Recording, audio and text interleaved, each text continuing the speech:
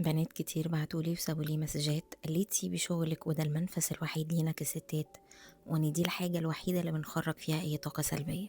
اول ما شفت الكلام ده اتأكدت انه من بنات عمرهم ما نزلوا مجال العمل. تعالوا اخدكم معايا فلاش باك لاول شغل اشتغلته اول ما اتخرجت. اليوم اللي استلمت فيه شهادة التخرج هو كان اليوم اللي بمضي فيه العقد في المكان ده. اشتغلت في بنك ولكن كأوت سورس، ومش عارفة أقول تعبير عن الفترة دي غير إن هي أصعب وأسوأ فترة عدت عليا في حياتي. فكرة الأوت سورس في مجال البنوك لو ما وقعناش مع ناس محترمة وسوية نفسيا، الواحد بيتبهدل جدا. المهم إني بنوتة لسه متخرجة شايفة الدنيا وردي، للأسف متربية وفوق كل ده ساذجة جدا. أول يوم شغل ليا في سيدة استلمتني، قالت لي إن هي مديرتي وإن هي لازم تكون مصدر معلوماتي الوحيد، وأنا شغلي إني أسمع الكلام اللي هي بتقوله لي وخلاص، اعملي كذا اعملي كذا. المهم بعد فترة حسيت إن أنا في شغل ناس تانية كانت بتعمله أنا اللي بقيت أعمله، لدرجة إن هي شغلها أنا كمان بقيت بعمله. طيب بدأت أسأل طب أنا إيه شغلي؟ اتقال لي لأ، مش من حقك إنك تسألي، انتي هنا عشان تنفذي اللي احنا نقوله لك وبس. حسيت انه وضع غريب، ولكن زي ما قلت لكم كنت ساذجة جدا، وقلت العقد شريعة المتعاقدين، هي قايله لي من الاول ان انا بسمع كلامها وبس. مهما اوصف لكم ديت كانت شخصية نرجسية ازاي انتوا مش هتتخيلوا، ومهما احكي عن التدمير النفسي والعصبي اللي عشته في خلال سنتين اثناء شغلي معاها محدش هيستوعبه. وخلينا اقول لكم ان انا بقول اللي ينفع انه يتقال.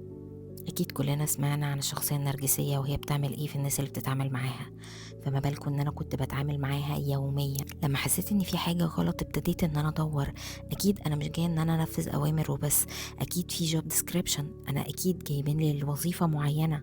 بدأت الغيامة من على عيني تتزاح حبة حبة، ولما ابتديت ان انا ادور واعرف فعلا ايه شغلي اللي هو كان عكس تماما اللي هي بتقولهولي وبتشيلني شغل ناس تانية، اولهم هي اتحولت لشخص تاني شرس، والله العظيم شرس.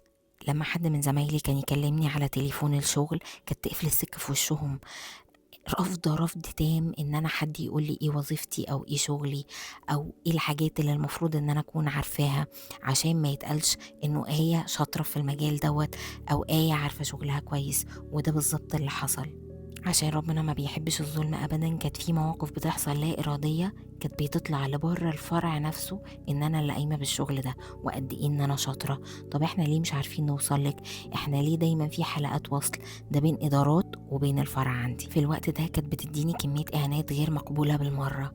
اي حد غيري واي حد مش ساذج كان المفروض انه يرد عليها ويحطها عند حدها، ولكن انا كنت بلجأ للي اكبر مننا. كان بيتقال لي جملة غريبة جدا كنت بستغرب انه بيجي من حد كبير كده وشخص مسؤول.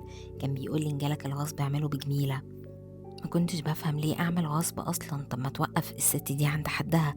ولكن بالنسبة لناس معينة مديرين بيبقى اهم حاجة ان الشغل يبقى شغال، الدنيا ماشية وخلاص. لحد لما جه وقت كورونا، الوقت ده كان المفروض فيه روتيشن وكان مش كل الناس بتنزل. لقيتها بتدي الناس اجازات وتخليني انا اشيل شغل ناس تانية. اهم حاجة ان انا ما اخدش اجازة وان انا مرتاحش.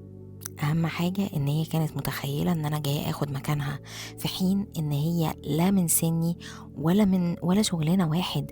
انا عمري في حياتي ما هاخد مكانتك، وانا بكلمكم عن واحدة بس في مجال العمل سيئة، فما بالكم بالكم اللي احنا ممكن نكون بنتعرض له يوميا. واللي كان مخلي عندي دايما تضارب ان انا لما كنت بشوف حد من زمايلنا يكلمها في اسلوبها وفي طريقة تعاملها معايا كانت بتقول انا بعملها زي بنتي. انا مستغربة ان هي بتتضايق من اسلوبي او بتتضايق من طريقتي، انا بقومها. وانا كان نفسي ان انا اقول لها ان انا مش جاية اتربى، ولكن تربيتي اللي انا في الوقت ده كنت ببقى متضايقة جدا ان انا متربية لاني مش عارفة اخد معاها لا حق ولا باطل. إنجازا أنا ليه بتكلم معاكم في الموضوع ده؟ عشان أحلف لكم والله إن أي ست بتطلع في مجال العمل بتتعرض لكمية مشاكل وضغط نفسي وعصبي مش طبيعي. وزي ما قلت لكم أنا حكيت لكم قصة واحدة بس نرجسية، فما بالكم بكمية المرضى اللي احنا بنقابلهم بشكل يومي. الست دي بسبب ان انا ما كنتش عارفه اخد معاها لا حق ولا باطل، انا في فتره كنت باخد مهدئات عشان اعرف ان انا اتعامل واتعايش. واللي كان بيخليني اني ما امشيش ان انا اقول ياه هو انا بعد الامتحانات دي واني وصلت اني موظفة في بنك اسيبه عشان خاطر حد مضايقني؟ يمكن اتنقل، يمكن ربنا يهديها. فاللي انا اتعلمته بعد الفترة دي ان اي حاجة تضايقني اقول لها لا، وعمري ما اقبل ان حد يضايقني او يقول لي اي كلمة تجرحني. الكلام اللي انا بحكيه لكم اللي ينفع انه يتقال دوت حصل من اكتر من 8 سنين، ولحد اللحظة دي انا لم اتعافى من الست دي. الحمد لله رب العالمين، ربنا عوضني بناس افضل منها كتير جدا في الشغل، سواء في المكان ده او في اماكن غيرها. ولكن كمية الصدمات اللي انا اخدتها، واحدة لسه متخرجة وتقابل شخصية بالمنظر ده، انا لحد اللحظة دي لم اتعافى. وفي أي لحظة أنا بفتكرها فيها ما بقولش غير ربنا يجازيها بما تستحق ولها من الله ما تستحق. أنا مش مسامحاها لحد آخر يوم في عمري. فاللي حابة أقوله إن بنسبة كبيرة جدا من البنات ما بتخرجش عشان تبقى strong independent woman، ده بيبقى عندهم ظروف هي اللي بتدفعهم لحاجة. والشغل لينا عمره ما كان راحة. انتوا حكولي على أصعب مواقف حصلت لكم وانتوا شغالين، وإيه المواقف اللي خلتكم تقولوا إحنا مش هنشتغل لو آخر يوم في عمرنا. أتمنى ليا وليكم كل خير، وأشوفكم في فيديو جديد، وباي باي.